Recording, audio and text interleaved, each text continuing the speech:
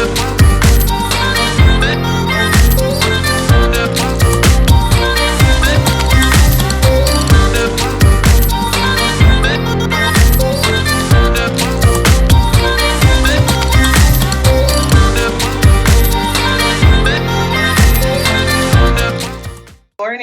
and thank you for joining us on another episode of the Roundtable Talk Show. I am so excited. I'm going to tell you a few of the reasons I'm excited. Number one, I'm always excited on Monday because I've slept all weekend. I'm nice and rested and relaxed. So I have all of this energy. By Friday, I'm like, just go ahead and speak amongst yourself because I don't have the energy. The other reason I'm excited is Memorial Day. It's so much energy in the air. People are off. It's a holiday. I want to just take a moment to remember everyone who died so that and lost their lives and gave their lives so we can have the freedoms that we enjoy today. So happy Memorial Day to everyone who's tuning into the show. I definitely appreciate you. I appreciate your support, but I am going to ask something of you. I'm going to ask you to do what I always ask you to do, and that's to go ahead and share this show, because friends don't let friends miss out on the Roundtable Talk Show. Here on the show, what we do is we educate as well as entertain. And I know just by talking to the panel before the show that this show is not only going to be educational, but it's going to have the unexpected. I don't know what's going to happen and what's going to come through on today's show, but I am going to go ahead and introduce you to our first guest. Our first guest is Mr. Elliot Mason. And Elliot is the author of the Arlington Orders, and he also has a new book called The Legal Killing. Good morning, Elliot. How are you? Good morning. How are you? I am excellent. I am excellent. I am excellent. My world these last few days, some people would consider crazy. And some of the things that have been coming to me is like, oh my God, I can't believe that. But you know what? A lot of it was about legal killing. Tell us about your book and what you do.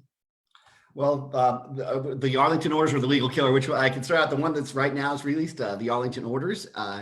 It's a book basically about a real life Civil War incident that happened where the Confederate Treasury disappeared in a secret operation. And today, if it were found, it would be the most significant find in American history. And I have people who stumble upon clues who basically go on this chase to find this lost Confederate treasury, but it becomes kind of a dark political thriller that talks about the real implications of how that we are, the topics that we are still discussing this day about the Civil War, things that are still relevant to today. For instance, we're still arguing about Confederate monuments and what we should do with them.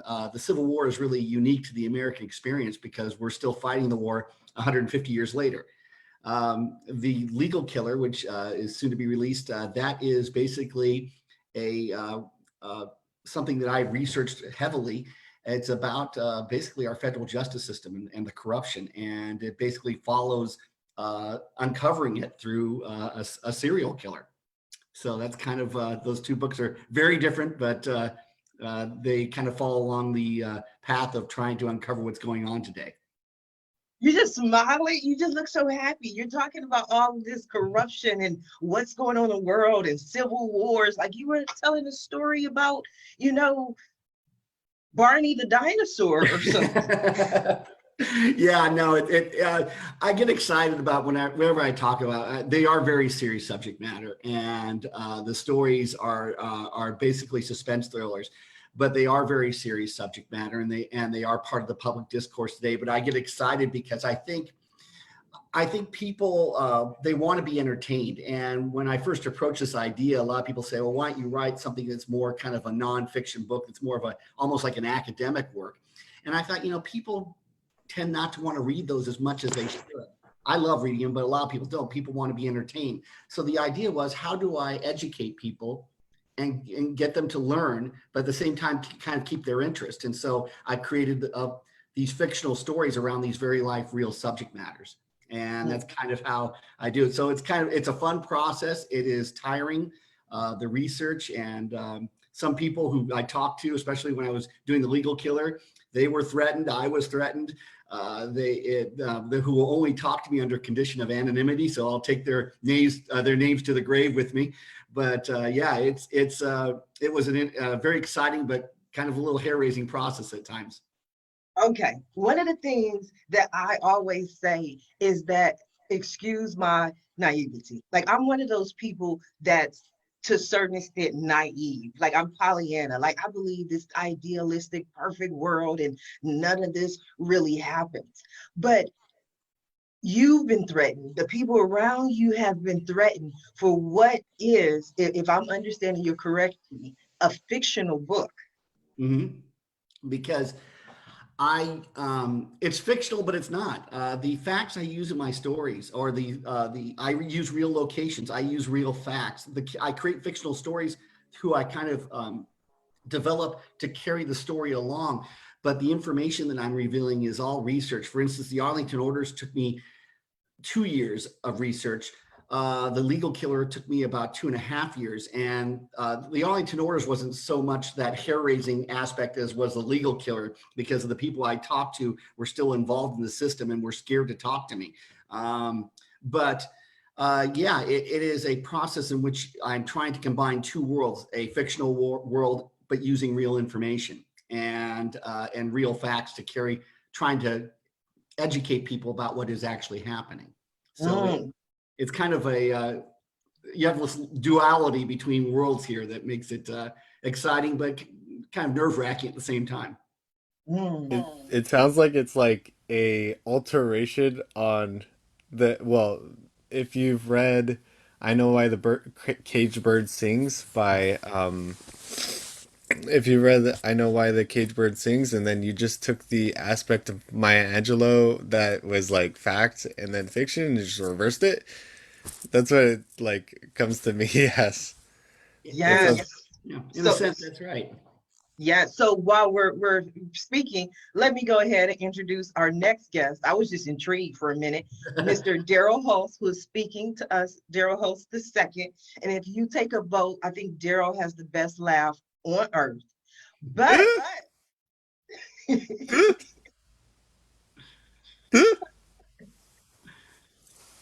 was trying to see if I can get him to do it. I love that everything. It's so easy.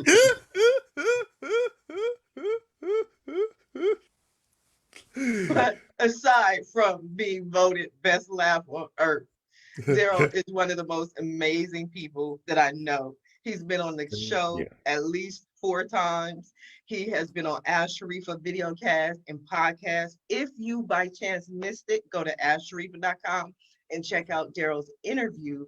I was completely blown away because some of the information that he shared was kind of like what Elliot is sharing, is information that will shock you and you will believe that it's fiction, that it's made up.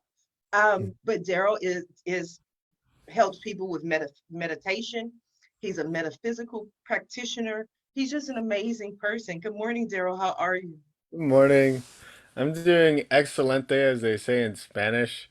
Um, I, I'm looking forward to today because it's Stop doing your John Travolta. Like, stop fixing your hair. It's like John Travolta. We can see you, Darrell. Tom Cruise, John Travolta. Come on. Darrell, be serious now. Focus. The people need your message. They need you to talk about some of the things that you talked about on the show, like the different levels that people are going to go. You talked specifically about going from, people think that once you become a vegetarian, like that's just it, that you achieve a certain level of enlightenment. But you're like, no, that's just the beginning. Most people think enlightenment is the goal. It's really the first step. Like, it's like you just became a baby once you've reached enlightenment. And that's why I started, teaching as a spiritual specialist. That's kind of been the name I've taken on for it, because a lot of people they just haven't had a whole ton of easy applicable information for spirituality, and I just decided, okay, I can make it so that it's really accessible. Like emotional healing is just someone caring for you and caring deeply enough and long enough to have a transformation occur. And who's more caring, than someone who just thinks about the world all the time. Like you. So you Yeah. spend a lot of time thinking about the world, but you Mhm. also spend a lot of time caring for our next guest, who I also just love. I love these people. I love my guests. We all become family. But Andrea Cruz, who you just love as well, is Yeah. someone who is our next guest. And Andrea provides heart, body, mind, spiritual retreats. She has also turned her attention because of what's going on in the world from the outside. It has been helping people from the inside be able to deal with what they're going through in this global pandemic. Good morning, Andrea. How are you? Grand Rising, Sharifa. I'm so happy to be back here again on your roundtable talk, and I'm really delighted to see everybody that's on today. Yeah, so I think it started with an inward journey. I'm a humanistic existential psychotherapist, but a lot of the work that I've done was based upon healing my own childhood trauma, as I shared with you on Ask Sharifa. Mhm. And while I was undergoing the journey within, my biggest question was why? Why do people do the things that they do that cause trauma in people's life? So that's why it was very curious to me that you're studying the psychopath, Elliot, Mhm. because they really have a detachment of empathy and a lack of remorse a lot of times for doing the things that they do. But to not sidetrack, because I'm sharing a little bit about who I am. So that journey within really made me understand more of the fact that it's not the old Cartesian model of this is your brain and this is your spirit and here's your body, because that really is a whole self. We really are a full embodiment of our mind, body, heart, and soul. And that's where the retreat came from. It was during a meditation after listening to a speaker, Sir John, that both Darrell and I know and have met through. And I started meditating, and my question was, well, how do I bring people to that experience of coming within? And I've been working as a psychotherapist for the last about 5 or 7 years, working with families, foster youth, kids who experience trauma, domestic violence, substance abuse, all of that. And while in that, I was like, we all need a transcendence, right?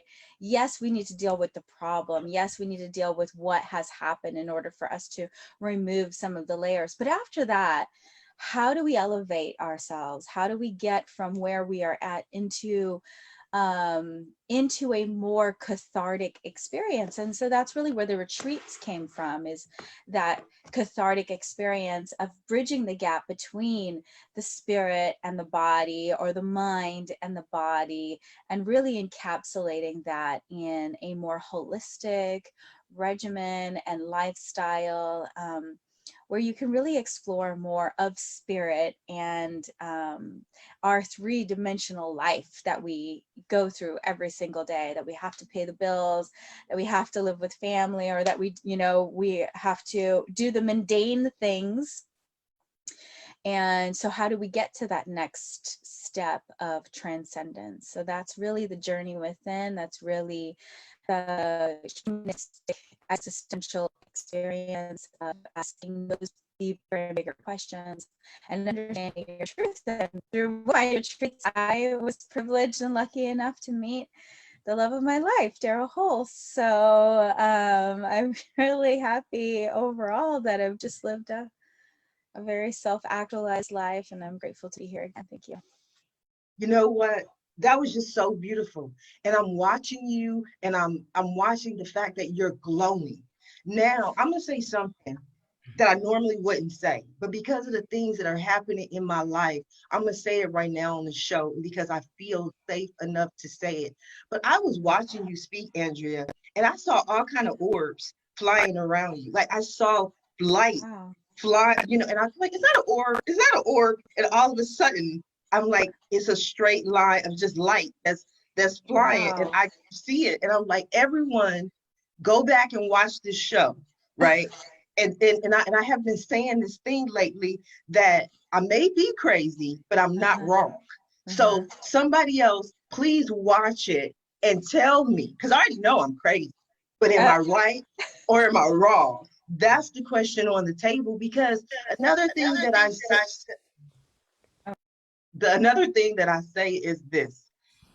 It's interesting with the Roundtable Talk Show is because, as all of you know, I don't select the date for you to appear.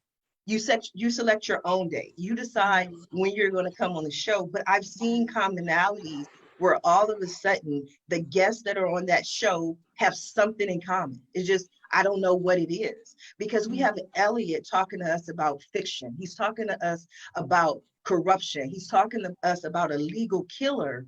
That's fiction, but yet there are threats and things that happen. There were people who say, no, that couldn't happen. Then you have Darrell and Andrea who are talking about the metaphysical. And then we have our next guest, Beverley Searle, who was diagnosed with DID, and she actually found her own cure. She was able to find her own cure for a disease. So people will tell you it's impossible, you can't heal yourself, or there's no way to be rid of this. But Beverley is someone who didn't listen, and she said, I am going to figure this out. Good morning, Beverley. How are you? Good, thank you. It's good. Well, it is good morning here. It's 1 o'clock in the morning in Melbourne, Australia. No, I started having flashbacks after another trauma in my life, and found out that even I had a rotten childhood, domestic violence and fleeing in the middle of the night with mum and 4 kids. The finding out I had DID was a bit of a shock, and I was misdiagnosed, which is about 60% of any woman with a mental illness is misdiagnosed. And okay, so Beverley, I don't want to cut you off, but before you go for much further into the story or the misdiagnosis, tell everyone who isn't familiar with DID exactly what it is, what the symptoms are, and how it appeared in your life. Dissociative Identity Disorder is the new name for multiple personalities. It's created by life-threatening trauma in the eyes of a child before you're 7 years old.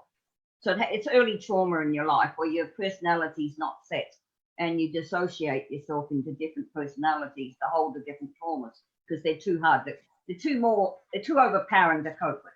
So you split and maybe go up into the ceiling and watch the little girl being raped or whatever's been happening, and you make a different part to hold it because you can't handle it. And when I was misdiagnosed and they said you're going to be on heavy drugs like this for the rest of your life, I just said, like hell I am.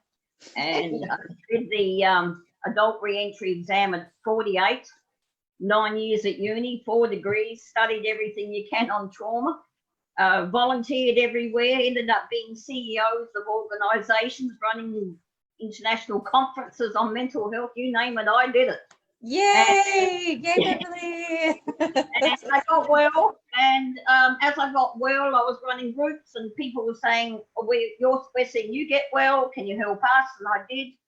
And now, 10 years later, I've had hundreds of people, and I specialize mainly in PTSD, which I have a cure for. On Memorial Day, I've got stats by university in America, proof that all my work, PTSD, anorexia, whatever you got wrong with you, 10 hours of therapy and you're well. Did you say 10 hours? Okay, wait, did you say 10 hours of therapy? 10 hours. I can guarantee it in 10 hours. Oh, wow, Beverley, I would love to hear it. If any of you know anyone in the Defense Force or anywhere, I can give a presentation to on Zoom and that, I can prove it. Wow, I'm so open to hearing everything that you have to share. I really appreciate that the person who has undergone their own healing and has been able to remove themselves from that situation. So I would love to hear it. And then, of course, I do have plenty of connections. And The beauty of my work is that you don't have to talk about what's happened to you. Yep, I've heard of Because, that. you're working with the limbic system, which is the center part of the brain. And like we've got the 3 L's, the lizard brain, the limbic system, which is the emotional seat of the brain, and the logic brain. And the limbic system's so fascinating. 1, it doesn't have language, and 2, it has no time. So if you're 3 years old and your big brother drops a hairy spider on you and you run around screaming, that's trauma, your flight fight, your danger part. It shows the whole example, the whole thing of you running around screaming into the limbic system as a DVD. And every time you see a spider from then on, it recognizes it, and then you have all the emotions and fear flooding through.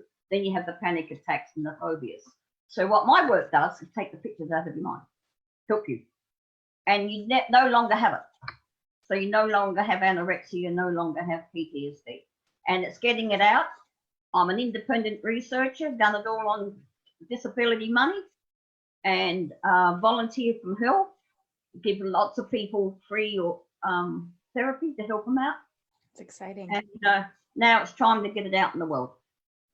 Absolutely. Yeah, I would love to team up with you and find out So what I you have team up with me. what you have learned. I'm sorry, there's lots of light going on here. Okay, here we go. What you have learned, what you have discovered, and what is it that you're doing to change the brain waves, to change your own experience? Because as you had mentioned, the trauma that is triggered creates a pathway in your brain that does affect your emotional center, your medulla oblongata, that triggers your nervous system, and those flashbacks reoccur. So that's in the limbic system. In the limbic system, and to mute that and to change that.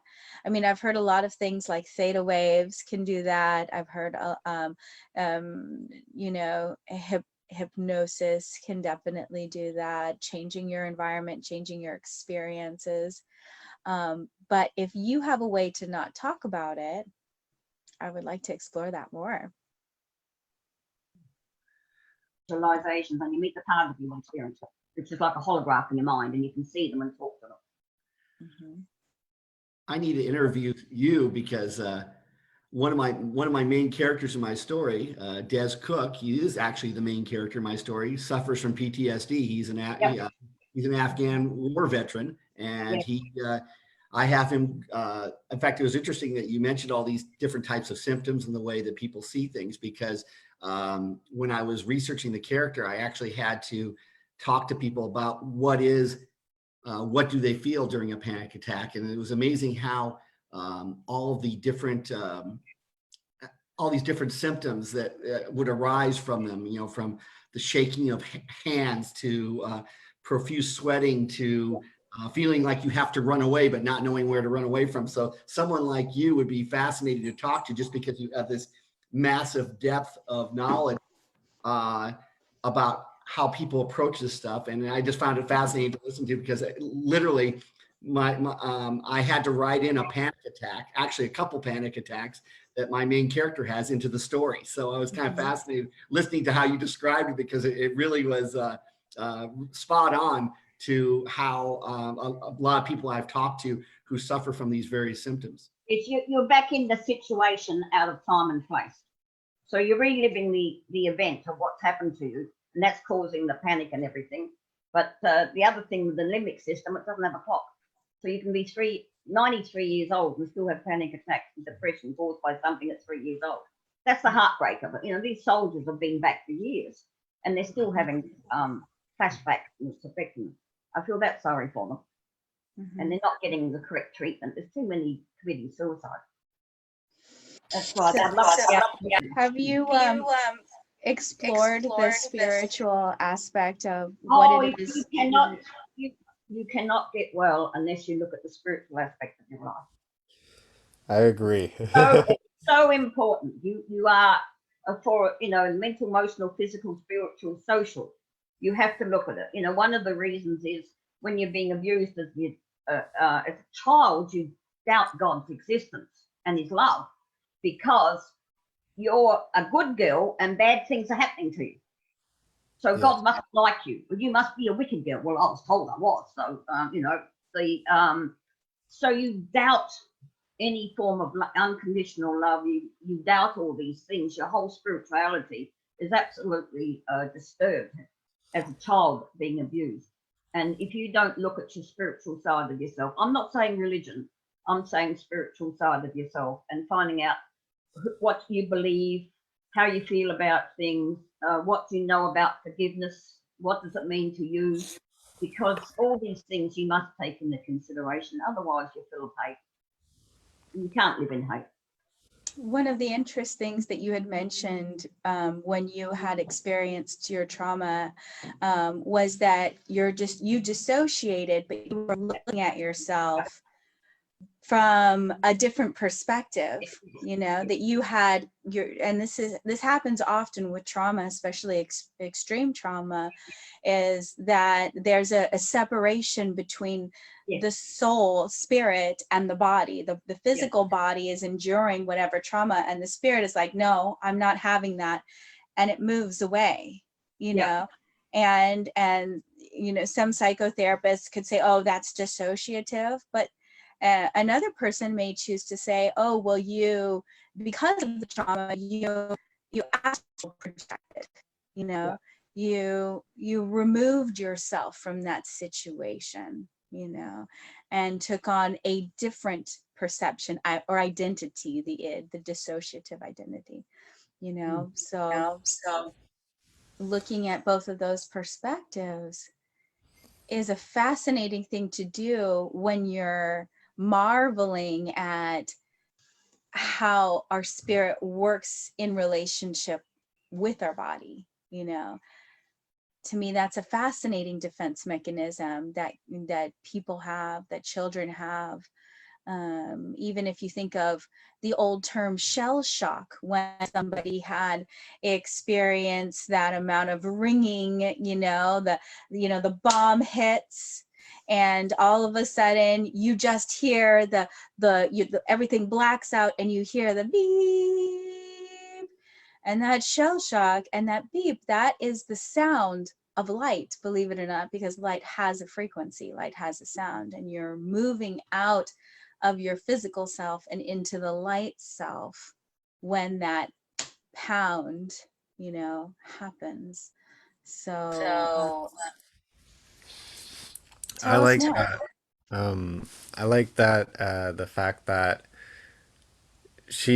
Beverly was saying that she doesn't she was saying she has them go introspective and figure out what their beliefs are, because it's according to their own spiritual beliefs about what it is, what's true for them, because rather than imposing spiritual beliefs on other people, which is something that I will take people for what religious beliefs they have, because it's very much like, if you're talking to someone, you're trying to help them through something, you can't just start putting up beliefs that aren't theirs, because then they're going to be, then not only are you, what's true for you isn't true for everyone on earth.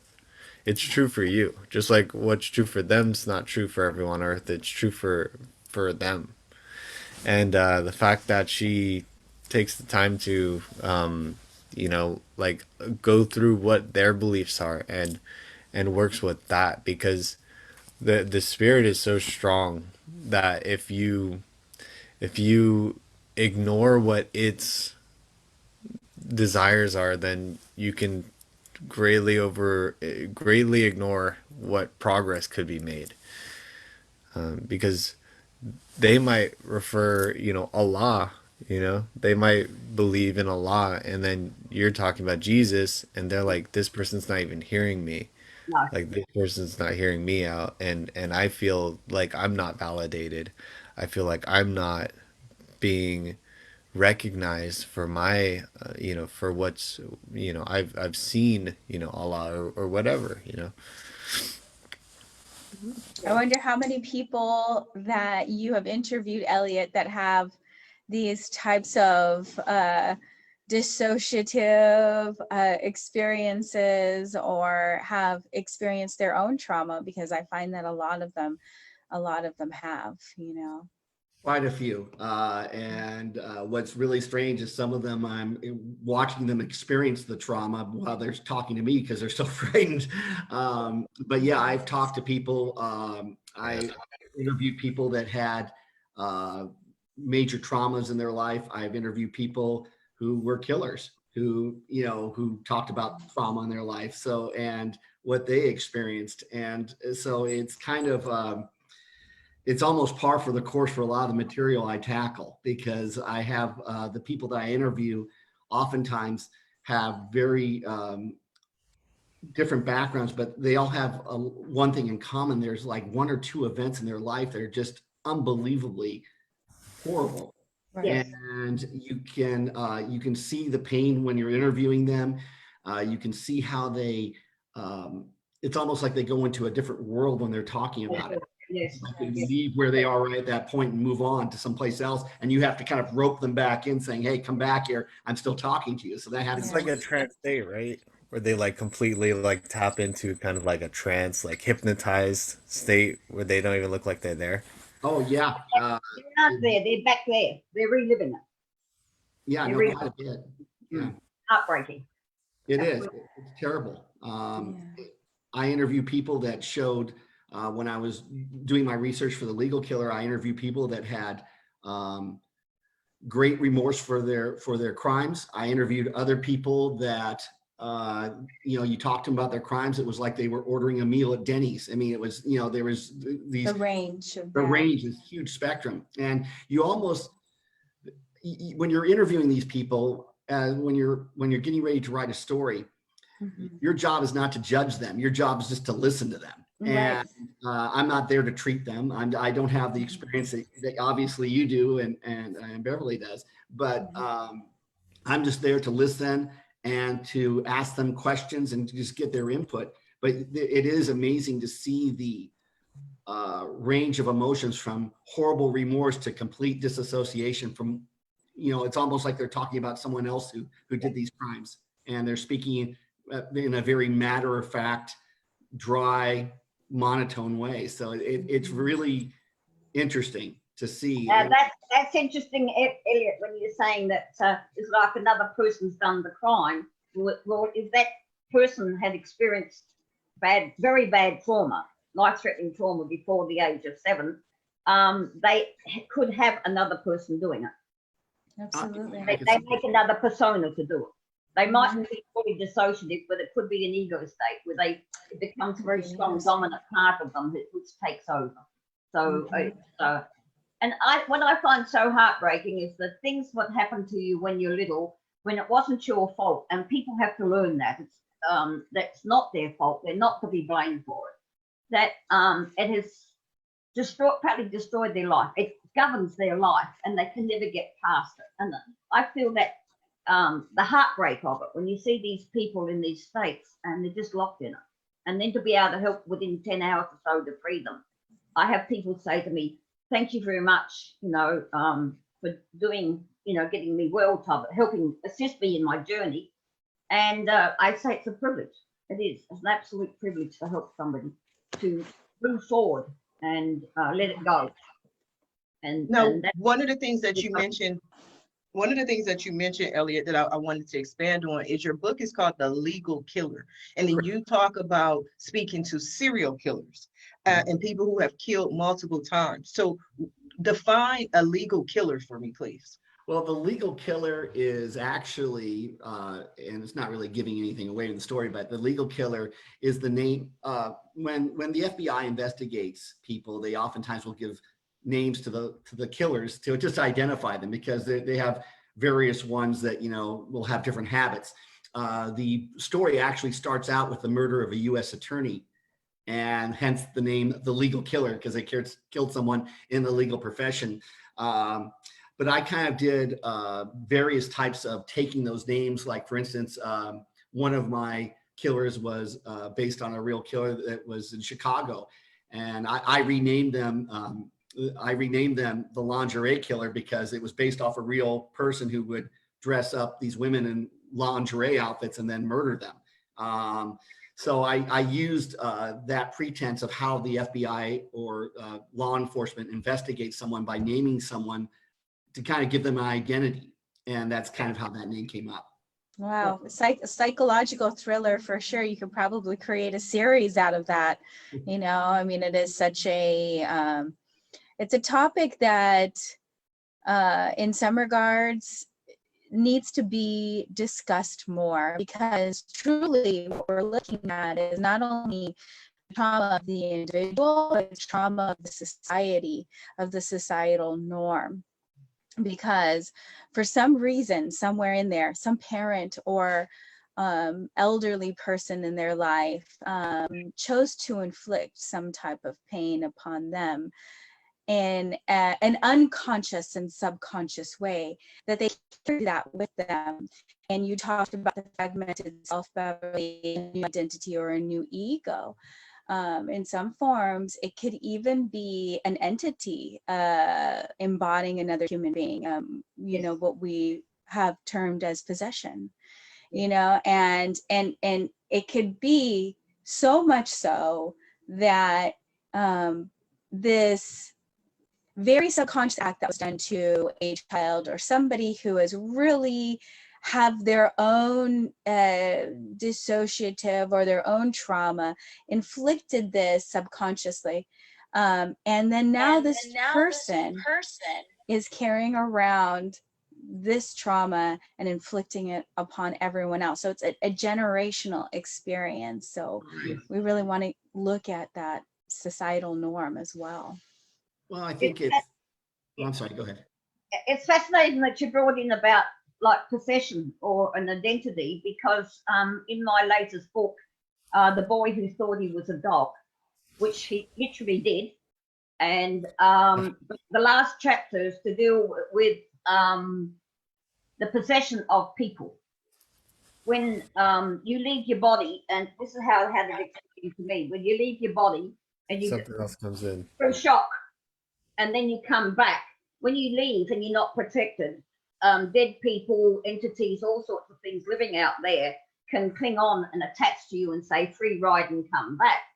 3 out of the 9 people in my study with post-traumatic stress all had entities in them. It was incredible. One had a dead girl, one had a man who died when he was 5 and was brought back. He had a lizard creature. He saw the tail, because you see them in your mind. He saw the lizard tail come out. Once we exercised or evicted, because it's in your mind, you can evict them out of your mind. Absolutely.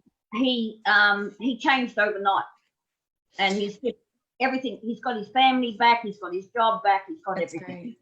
And Yes. it's always, and it's interesting because it's generally the entities, right? Because, you know, we can say anything is spirit, right? At this form, it's thought form entity, but it's generally the entities that are resonating with the fear, with the trauma that's happening, that are attracted to that person. So I remember working with children who would say, I have seven demons inside of me.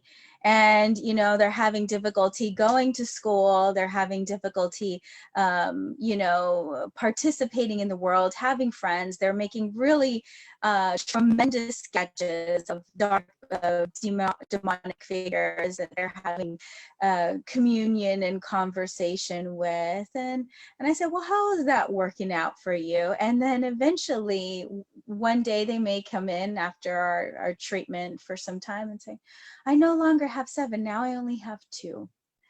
And what you said right now was empowerment, was very empowering, because it's that person's will. And that's very important to discuss, is people forget that they have choice. They even have will. They even have power over their own body, over their own spirit, to be able to choose, today, I'm going to rid myself of demons, and that old cliche phrase of, exercising your demons, or, keeping my demons in the closet and whatnot. But we have these thought forms, we have these thought patterns, we have these karmic cycles that will continue to pop up into our life until we smooth them out, heal them, get rid of them.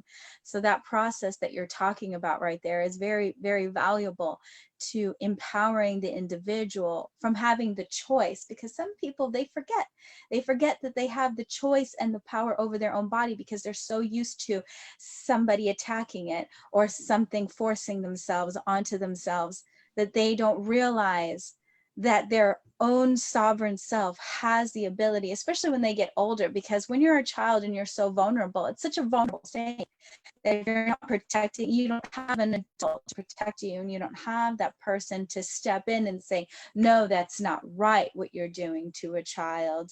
It's hard for the ego of that child to do that for themselves, because they're used to looking up at these parents and these father figures, these mother figures, as their gods in some sort of world, as their primary caregivers. They're the ones who are supposed to be imposing these norms for them. And so giving yourself as an individual, as you get older, even at that self, thank God we have, in some regards we have a broken system, but in other regards we have a great system, considering that we do have these rights for children to protect them, sometimes too late, unfortunately, but giving them a barrier in which they can then say, no, this wasn't right what I experienced. I'm not accepting this reality. I'm no longer allowing that person, that entity, that demon, that human to exert their power upon me, and I claim myself as sovereign. If you have a process that can do that, that was beautiful. That was just beautiful.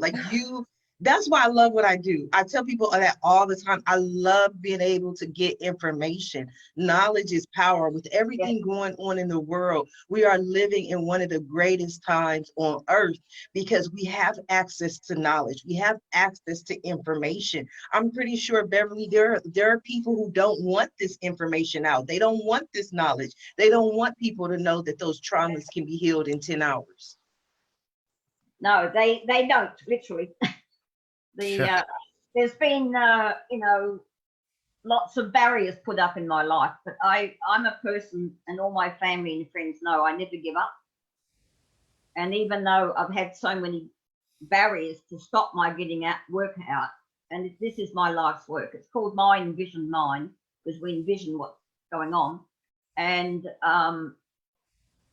I'm just getting it out. Well, it's been going for about 6-10 years now, but we're starting to like the book, The Boy Who Thought He Was a Dog. What happens if you buy the book, which is about $6 on Amazon? I'm actually giving a free course. It's called Overcoming Sadness, and I've written it specifically for now when we're locked in. It's stress, anxiety, anger, and depression. And I'm giving that course away, which is the five of my 9 steps, where people can do it in their own home, in the privacy of their own home. It's an online course with me giving the videos and talking, and you have a workbook and everything like that. And people get well. It's so wonderful to see people get well. Darrell, that's one of the things that you were talking about again on your Ask Sharif video interview. You focus a lot on people's ability to heal themselves. Yes. Yeah. Mm. And it's interesting. I was hearing Andrea say something earlier about how we look at our parents as gods, and I remember hearing that you think about what a god, what God represents. It's your creator, and the children are literally created by the parents. So it's not even a figurative thing. They could hold their mom's hand, or hug their dad. Yeah. And so when you're gods are doing that to you, it could be so trauma inflicting that it is vital that you start to look at spirituality a different way and understand it in a different way. Because when your gods are treating you in that way, it really will program a lot of stress and trauma, and then uh, that disassociation that you astral project out of the body, and other things start to come in and start to manipulate your aura from the outside when they're not inside of you. When those things are happening, it's important to seek help from outside, because just like in physics, it's one of the laws of energy is, an object in motion stays in motion until acted upon by an outside force, or an object at rest tends to stay at rest unless acted upon by an outside force. So it's necessary to have something outside of yourself, whether it's a person, a course, a practice that helps to heal these things and cause some motion, because the stagnancy is what builds up all the darkness. And if you learned how to, bring in either light through, like what I do is meditation. What helped me with my depression was meditation. I used to be depressed and sad all the time, and I started meditation after starting Tai Chi, and I was like, Tai Chi's cool. Let's do meditation. And I did meditation, and I just started to notice, I just started feeling better and better and better, until the point where I was like, I'm pretty happy about life, no matter what happens, like everything's good, because I have air in my lungs, and I can see, I can hear, I can taste, I can smell, I have all my senses, and they're all worked. And not only that, I've actually been able to improve my memory through meditation. My memory is so much better than it used to be previous to meditation. And that's why I was like, okay, I can start to go into teaching spirituality, or spending time with someone, like do 2 hours. I've been charging $2,500 for my 2 hour sessions, just because it's effective, it creates results, and it's something that's positive for the person. And then I also have like 20-minute free ones, where I can just kind of give people a quick little, hey, these are like 5 things you could do that'll make everything, improve a certain amount, whether it's completely, or whether it's just temporarily, or to a certain point, more like it. But yeah. I'm sorry to interrupt you, honey, but I just had a little thought that just crept into my mind. Some of the work that you did with yourself was really about harnessing a sense of not only meditation, but compassion towards who you are and how you are developing. So I heard that while you were sharing, and I think that's something that would be very helpful for not only the victim, but the perpetrator as well, because I think that's probably the loudest thing that's happening right now, especially as domestic violence and abuse on up in the lockdown arena. I recently read the stats that it's increasing, because we don't have our normal or our usual, everyone gets up and goes out of work, and everyone goes to school, and there's that departure that happens in the family systems, but that sense of compassion for the self, even the perpetrator, is an important process, because it makes us human again.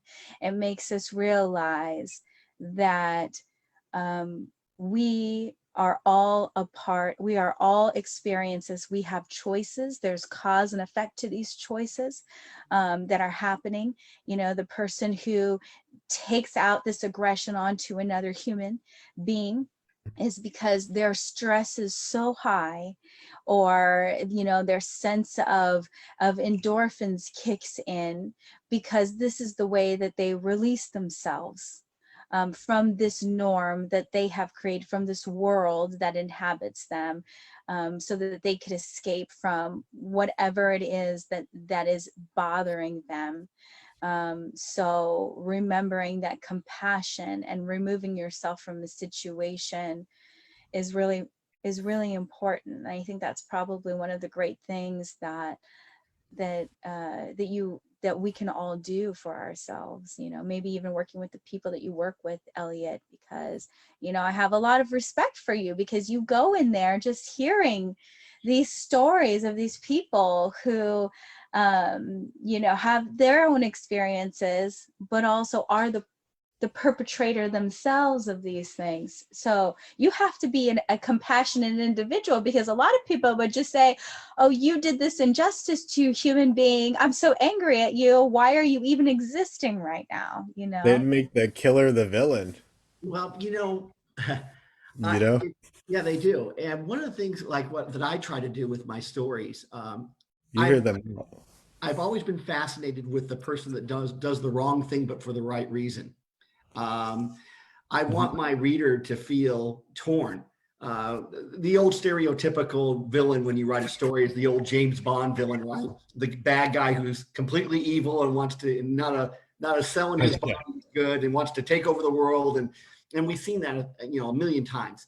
But I always believe that all of us have good and bad in each of us, and to me, it's a much more interesting story that if the person who does the wrong thing, if they're doing it for the right reason, or even vice versa, they do the right thing but for the wrong reason. So I think people identify with that. I want them to walk away from the story not feeling, oh well, this is definitive good and this is definitive evil. I want them to walk away from the story going, wow, I really don't like what that person did, but I kind of get why they're doing it. It's this torn feeling. And it's something that, the writers that I enjoy reading do all the time. And to me, it creates a much more realistic perspective of the human condition. Absolutely. That there's not just, pure evil. Nothing's pure evil and pure good. There's a little bit of mixed into everybody. There's the gray. Yeah, but, the anti-hero. Like if you look at the dictators, they all like loved an animal or loved their child, and they like loved them a ton. Exactly. You see that a lot of times in historical figures. I mean, that, we wonder how a person as evil as Adolf Hitler could do what he did, murder millions. At the same time, he was compassionate towards animals, loved his dog more than anything. I mean, it's kind of weird, and it's hard for us a lot of times to put those two perspectives together. Well, how is it that you can be so evil on this level, at the same time you can fawn over an animal, and that's kind of something But that. one of the things, I didn't mean it to cut you off, but one of the things that you mentioned that I heard about Hitler as well, because I actually use the same examples, because we always want to believe, like you said, that someone is pure evil or they're pure good. And I think everyone is a combination of both. Or maybe if they're majority evil, there's still some good in them. Even good people do bad things, but one of the things that they said about Hitler is that to a certain extent, he was well loved, and he loved people as well. In his mind, these were his people, and he wanted to eradicate the other people so that the people he loved could have more. Now, I'm not justifying what he did, but a lot of times people, that's why they say the road to hell is paved with good intentions. I believe personally that the majority of the people on earth really believe. I have an interview coming up with a Dr. Patel. It's in June. I have to check the date. I wish I was a better host and I had the date, but I didn't know this was coming up. I love Dr. Patel. Dr. Patel has been on my show. I believe this will be her 4th appearance. She's 20 something. She's this cute little small lady, but she spends her life researching suicide bombers. That's what she does. And she talks to them, but just like Elliot, but hers isn't fiction. Like, this is what she does. She talks to them, not them because they're gone, but like the people in the organizations and, the people who their families of these people. And she basically found the same thing, that these suicide bombers believe that they are doing the right thing. So it's just so interesting. But one of the things that I am and I remain is grateful grateful, grateful, grateful that I have the opportunity to be here and to have these conversations with people like you. You all are wonderful. I thank you for being here today. We are coming down to the last few minutes of the show. And what I love to do at the end of every show is just allow my guests the opportunity to speak directly to the audience, everyone who's watching live, as well as everyone who's watching the archives, and let them know what you like for them to take away from their appearance, from your appearance. And I'm gonna start with you, Darrell. Awesome. Yeah, so I have a Facebook page now. It's Spiritual Specialist. You can go to that and you can find, how to book a consultation with me, a short one or a long one.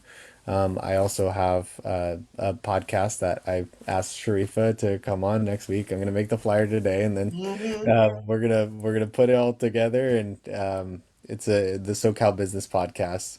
I believe is it the link that is shared in this? I think it is, right? They're most likely. I Who don't know. knows? I Yeah, have to yeah, check we'll it find out. I got too many links in out. my head at this point. Okay, no worries. Awesome. Yeah, but yeah, just remember your spirit's very powerful. It's what determines the emotions and determines the thoughts, and the lower dantian is the most important.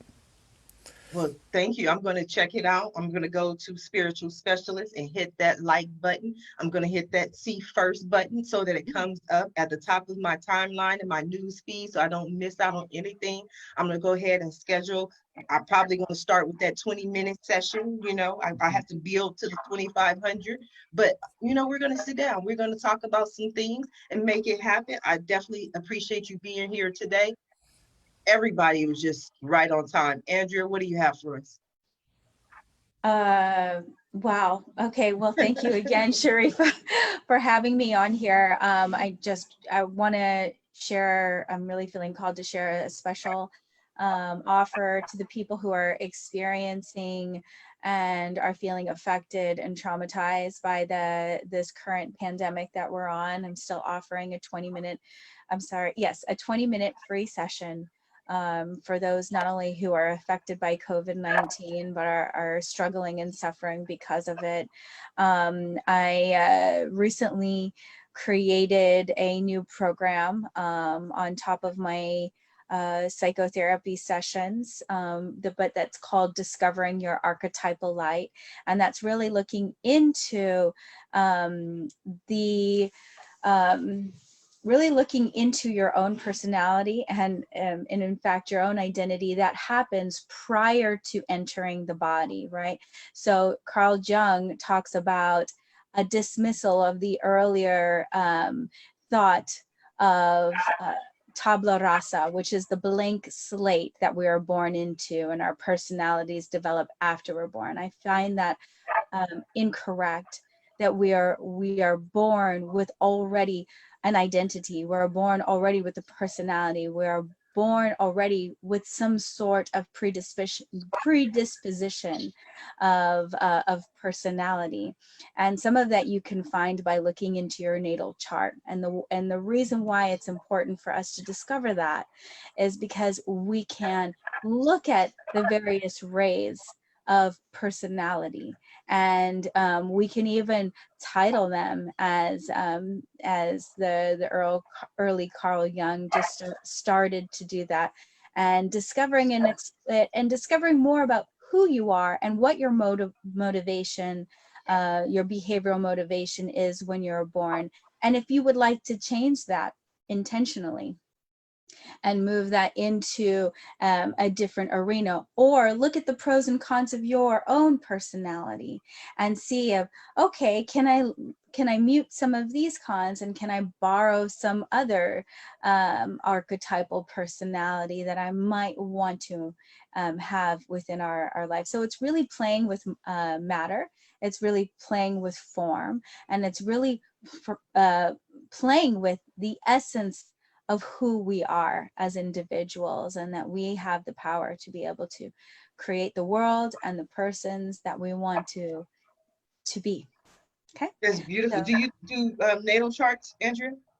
I don't, but I work with an astrologer who does. Mhm. And she is quite a wonderful individual. Her name is Devin Poe, and we just started a new community on Facebook called astroclub.cafe, where I'll be offering these courses there. But you can find me at andreacruz.net, and I would be more than excited to help you and share more information. So thank you. Thank you so They much. also do lives on astroclub.cafe.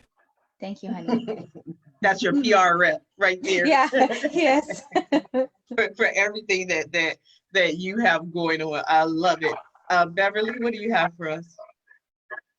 Oh, I'd like to give the free course away and to remind people whatever bad's happened to you can be taken out of your mind and not affect you anymore. And that's on anything whatsoever. War, rape, bullying at school, which is a terrible thing to happen to kids. And myenvisionedmind.com is my webpage. And if you go backstroke books, it's got the boy who thought he was a dog and the experience in there. And the also talks about anorexia and all the other different disorders we have. And there's videos there you can hyperlink to of actual people who've done my work and how they got well. So you get hope that it doesn't matter what's happened to you, it can be undone very gently, and you don't have to talk about it, which is wonderful. myenvisionedmind.com. That's me. I love it. MyEnvisionedMind.com. Thank you, Beverly. I definitely learned a lot from you. Elliot, go ahead and take us out. All right. Well, thank you for having me. I really enjoyed talking with you, Sharifa, and everybody on the panel here. Everyone was fascinating to listen to. One of the things I always get people who ask me this is, how do I write? And the question or the way I answer the question is, write. Sit down, write a paragraph, a sentence, a chapter, and don't worry about placing it chapter 1, chapter 2, chapter 3. Worry about that later. Just get ideas down on paper. If you have ideas, I carry a tape recorder in my car all the time, or a digital recorder. If I have an idea, so I can immediately record it, I put it by my bed. So if I have a dream that sounds good, I'll do the same thing. But so I always encourage people that you can be a writer. It's a matter of just putting pen to paper, and literally. I will be having an appearance at the Los Angeles Times Book Fair on the USC campus, October 3rd and 4th. So I'll be out there doing book signings and appearances. You can also visit me. My website is elliotmasonbooks.com. And we're also going to be doing pretty soon some giveaways on Goodreads, where I'll be giving away copies of the Arlington Orders. And eventually we'll be doing the same with the Legal Killer. So thank you again for having me. And thanks again to everybody on the panel. You were all great. I appreciate talking with you and enjoyed it a lot. Thank you. You are very welcome. That was an interesting question on how do you write. That wouldn't have been my question. My question would have been, how do you sleep at night? Like, you're sitting up there talking to all these serial killers. I don't know. That's what I always wonder. People like, who is it who writes the Stephen King? Like, how does he sleep at night? Like, that's what I have wondered, if I would be able to ask you. Like a baby. You feel like a baby. I'm going over. I'm just so interested in today's conversation. I want to thank all my guests for being here today. It is a blessing to have you. I'm just so honored. I want to thank everyone who tuned into the show. Please, again, support the show. I do have the $50,000 production fundraiser so that I can produce more content like that. Also, to be able to hire the team I need and to do advertising and marketing to be able to spread the word about everything all my guests are doing. So please share the show, support the show, visit the links in the description above for all the guests and their website. Go meet them, talk to them, and when you speak to them, please tell them Sharifa said hi. If you're interested in being a guest, please visit the website at asksharifa.com. Until tomorrow morning, everyone have a safe, focus on safe, blessed, happy Memorial Day. Bye now.